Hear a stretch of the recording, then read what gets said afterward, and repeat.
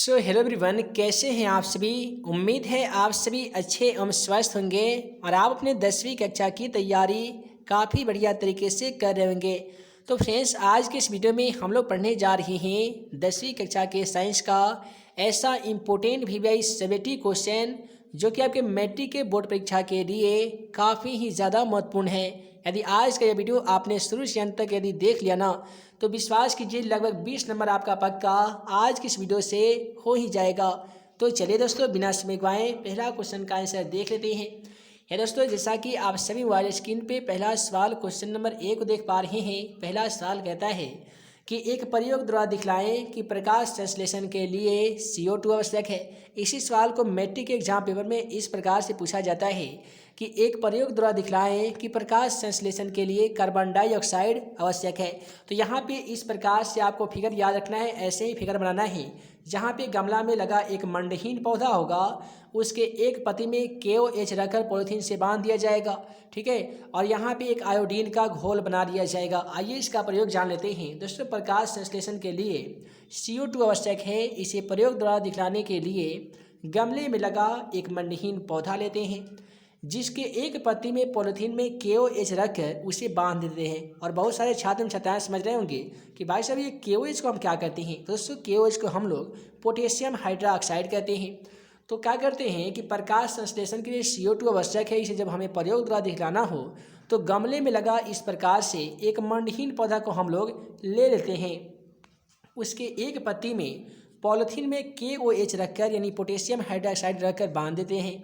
अब गमले को कुछ देर के लिए सूर्य के प्रकाश में रख देते हैं। अब क्या करते हैं, पॉलीथीन से बंधे हुए पत्ती के साथ साथ एक अन्य पत्ती भी काट लेते हैं और अब दोनों पत्तियों को आयोडीन के घोल में डाल देते हैं। तो हम पाते हैं कि पॉलीथीन से बंधे हुए पत्ती के रंग में कोई परिवर्तन नहीं हुआ है, अर्थात CO2 यानी कार्बन डाइऑक्साइड की अनुपस्थिति के कारण उस पत्ती में प्रकाश संश्लेषण की क्रिया संपन्न नहीं हुई है। और जिस भाग पर पॉलीथीन नहीं बंधा गया था उस पत्ती का रंग गाढ़ा नीला हो गया है, अर्थात CO2 के उपस्थिति के कारण उसमें प्रकाश संश्लेषण की क्रिया संपन्न हुई है। अतः इस प्रयोग से हमें यह स्पष्ट होता है कि प्रकाश संश्लेषण के लिए CO2 आवश्यक है। काफ़ी सिंपल जवाब है कि गमले में लगा एक मंडहीन पौधा ले लेंगे, उसके एक पत्ते में KOH रखकर उसे बांध देते हैं और उसे कुछ देर के लिए सूर्य के प्रकाश में रख देते हैं। तत्पश्चात उसकी परीक्षण करने के लिए पॉलीथीन से बंधे पत्ती के साथ साथ एक अन्य पत्ती को भी काट लेते हैं और दोनों पत्तियों को आयोडीन के घोल में डाल देते हैं। तो हम पाते हैं कि जिस पत्ती में KOH रखकर पॉलीथीन से बांधा गया था उस पत्ती के रंग में कोई परिवर्तन नहीं होता है, अर्थात कार्बन डाइऑक्साइड की अनुपस्थिति के कारण प्रकाश संश्लेषण क्रिया संपन्न नहीं होती है। और जिस भाग पर पॉलीथीन नहीं बांधा गया था उस भाग का जो रंग है वो काफ़ी ही गाढ़ा नीला हो जाता है, जिससे हमें ये स्पष्ट होता है कि प्रकाश संश्लेषण के लिए CO2 का होना काफ़ी ही ज़्यादा आवश्यक है।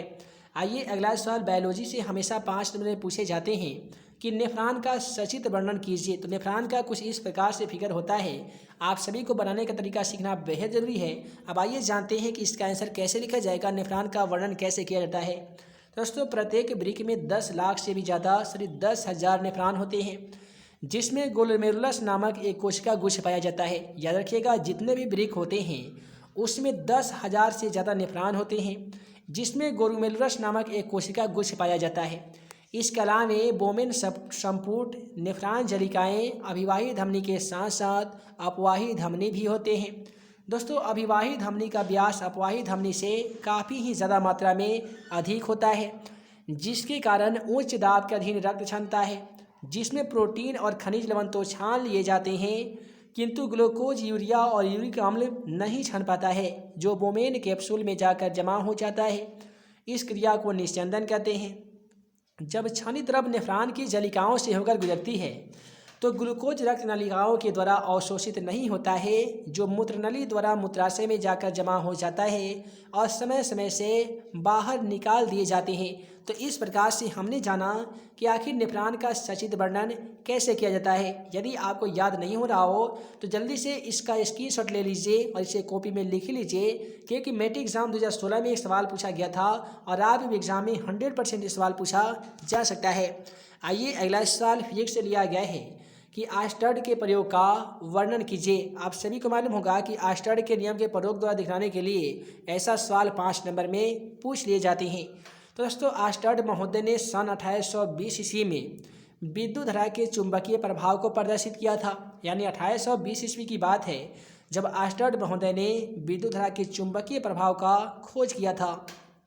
दोस्तों आर्स्टड महोदय के अनुसार यदि किसी चालक तार में विद्युत धारा प्रवाहित की जाए तो वह चुंबकीय क्षेत्र उत्पन्न करता है और धारा की दिशा बदलने पर चुंबकीय क्षेत्र की दिशा भी बदल जाती है। आइए इस प्रयोग का वर्णन हम लोग करते हैं कि आर्स्टड महोदय के प्रयोग को कैसे हम दिखा सकते हैं।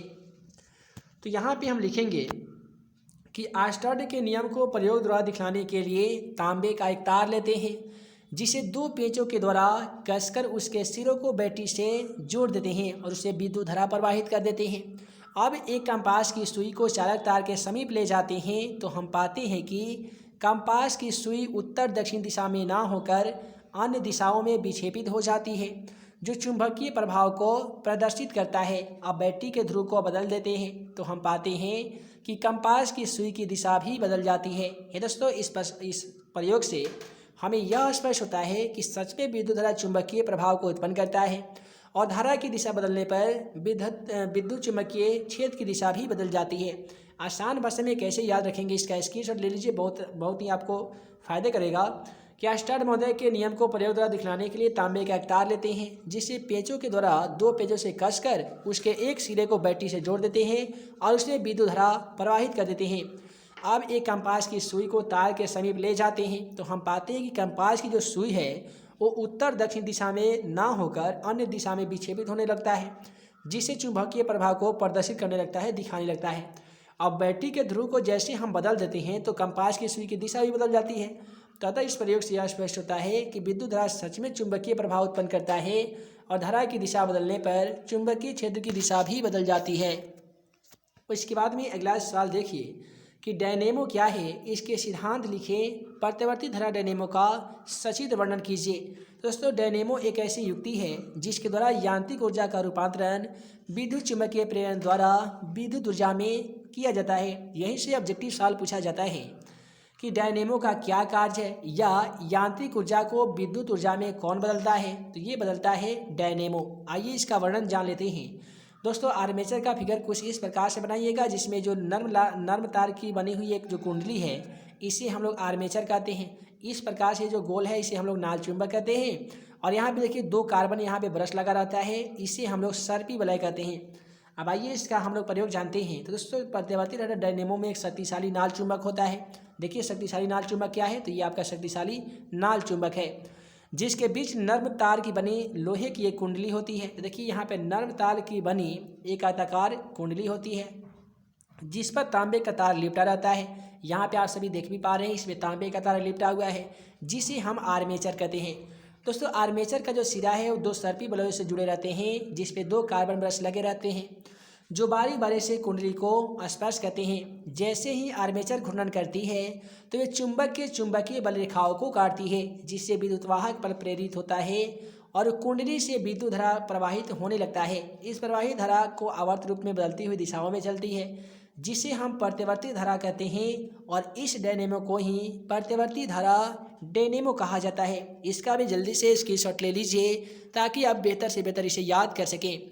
आइए अगले वाले सवाल के माध्यम से हम लोग जानेंगे कि आखिर ओम का नियम क्या होता है। दोस्तों ओम के नियम के अनुसार नियत ताप पर किसी चालक तार से प्रवाहित धारा उसके सिरों के बीच विभवांतर के समानुपाती होता है, अर्थात भी समानुपाती आई के या भी बटा आई बराबर एक नियतांक या एक स्थिरांक होता है। तो यहाँ पे आप क्या करेंगे कि इस प्रकार से एक फिगर बना लेंगे जहाँ पे आपको यहाँ पे स्विच रखना होगा जिसे हम लोग RH भी कहते हैं, कुजी भी कहा जाता है। यहाँ पे बैटरी प्लस माइनस में बैटरी रखना होगा, ये प्रत्यावर्ती धारा है। यहाँ पे रहेगा एमीटर, ये प्रतिरोध रहेगा, नीचे रहेगा वोल्ट मीटर जिसे विभवांतर का मान मापा जाएगा। तो आप यहाँ पे आसान भाषा में लिखिएगा कि ओम के नियम के सत्यापन के लिए परिपथ को चित्रानुसार सजा देते हैं। परिपथ में लगे एमीटर धारा का मान और वोल्ट मीटर विभवांतर का मान दर्शाता है। दोस्तों के कुजी है और RH धारा नियंत्रक है और बिंदु B पर बैटरी को श्रेणी क्रम में जोड़ दिया जाता है। जब कुंडली में डॉट लगाया जाता है यानी स्विच को ऑन किया जाता है तो परिपथ में विद्युत धारा प्रवाहित होने लगता है। अब हम एमीटर और वोल्ट मीटर का पाठ्यांक पढ़ लेते हैं और पुनः धारा नियंत्रण के द्वारा धारा का मान बदल कर अनेक पाठ्यांक भी पढ़ लेते हैं, किंतु प्रत्येक स्थिति में V/I बराबर 1 नियतांक हमें प्राप्त होता है।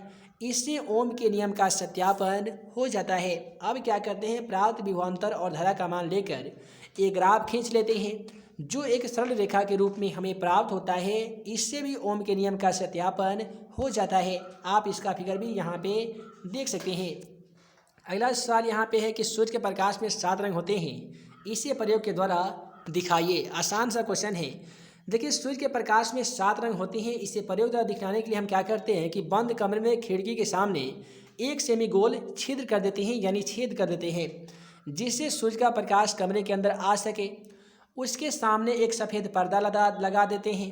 अब एक प्रिज्म को सूर्य के प्रकाश के समीप रख देते हैं तो हम पाते हैं कि पर्दे पर 7 रंगों की एक पट्टी प्राप्त होती है। इस प्रयोग से हमें यह स्पष्ट होता है कि सूर्य के प्रकाश में 7 रंग होते हैं। यहाँ पे आप सभी देख भी पा रहे हैं, जब श्वेत प्रकाश प्रिज्म पर पड़ता है तो 7 रंगों में ये विभक्त हो जाता है। इसी घटना को प्रकाश का वर्ण विक्षेपण भी कहते हैं। और ये 7 रंगों की जो पट्टी प्राप्त होती है इसे हम लोग वर्णपट या स्पेक्ट्रम कहते हैं। तो आज की इस वीडियो में इस प्रकार से हमने जाना साइंस का ऐसा इम्पोर्टेंट VVI 5 नंबर वाले सब्जेक्टिव क्वेश्चनों का सलूशन जो कि आपके मैट्रिक के बोर्ड परीक्षा के लिए काफ़ी ही ज़्यादा महत्वपूर्ण था। उम्मीद है आज का ये वीडियो आप सभी को पसंद आया हो तो वीडियो को लाइक करें, साथ ही अपने दोस्तों में शेयर करें। नए होंगे चैनल पे तो आप जल्दी से चैनल को सब्सक्राइब करके बेल आइकन को दबा दीजिए ताकि ऐसे ही आने वाली हर इम्पोर्टेंट क्वेश्चन का वीडियो आप सभी को मिल सके और आप हमारे द्वारा बनाए गए तमाम VVI क्वेश्चन का वीडियो सबसे पहले देख सकें। तो हे दोस्तों, हम जल्द मिलेंगे अगले वीडियो में नए VVI क्वेश्चन के साथ। तब तक के लिए आप सभी को वीडियो देखने के लिए बहुत बहुत धन्यवाद।